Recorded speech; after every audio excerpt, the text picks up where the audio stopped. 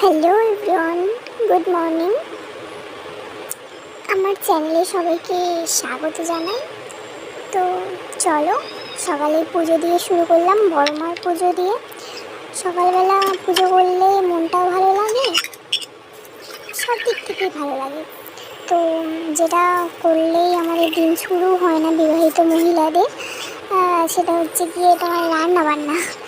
তো চলো, ফার্স্টেই আমি ভাতটা বসিয়ে দিয়ে টুকিটাকি ঘরের কাজ আছে সেগুলো করে নিই, যেমন ঘর গোছানো, এটা ওটা সেটা। চলো ভাতের চালটা দিয়ে তোমাদের সাথে কথা বলছি।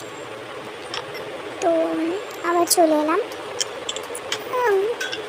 বাসি কাজটা সেরে আমি ঠাকুরকে পুজো দিয়ে ভাতটা তোমার বসিয়ে দিয়েছিলাম। তো আরও যে ঘরের কাজ ছিল না, দিয়ে সেগুলো করে নিয়ে দেখছি ভাতটা একটু অল্প করে ফুটে গেছে। তো মেয়েদের কী জিনিসটা বলো তো, একটু এদিক থেকে ওদিক হয়ে গেলেই তোমাদের যেন মানে বিশেষ করে আমার যেন কী বিরক্ত একটা লাগে, জিনিস কোনো নড়ে গেলে এরকম। তো চলো, জানালাগুলো খুলে দিয়েছিলাম, আমার এত রোদ ঢুকছিল, তো জানালাগুলো আবার বন্ধ করে দিয়েছিলাম। তো চলো, 2 বোতল জল ফ্রিজে ঢুকিয়ে দিই, নাহলে আমার বরমশাই চেঁচাবে জল না দেখতে পেলেই। তো দেখো ঘরের আউটফিট। তো আমার ভাত হয়ে গেছে, ভাতটা নাড়িয়ে তোমাদের সাথে কথা বলছি।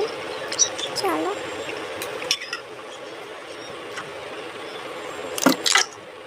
দেখেছো এত তাড়াহুড়োর মাঝখানে মাছের বাটিটা আমার ভেঙে গেল। এটা কি বলো তো, এটা হচ্ছে গিয়ে আমার হেনাটা গোলা আছে, কালকে রাত্রে গুলে রেখে দিয়েছিলাম।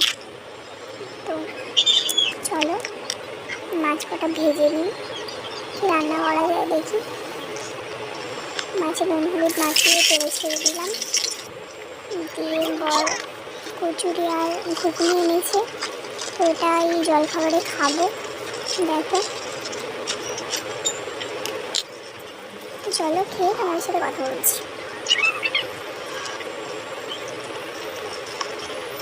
তবে যাই বলো, আমার এখানে কচুরি আর ঘুগনিটা দারুণ হয়। তো দেখো ফ্রিজে একটা কিচ্ছু নেই, দুধ আনতে পেরেছিলাম, দিয়ে এতগুলো জলের বোতল ঢুকিয়েছি, দিয়ে ফ্রিজটা যেন মনে হচ্ছে একটুখানি ভরাট হয়েছে। রান্না হয়ে গেছে, গ্যাসের অবস্থা দেখো।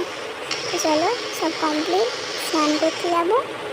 তো দেখো স্নান করে চলে এসেছি, দিয়ে এবার বর্মশাই স্নান করতে গেছে, এবার খাওয়া দাওয়া হবে।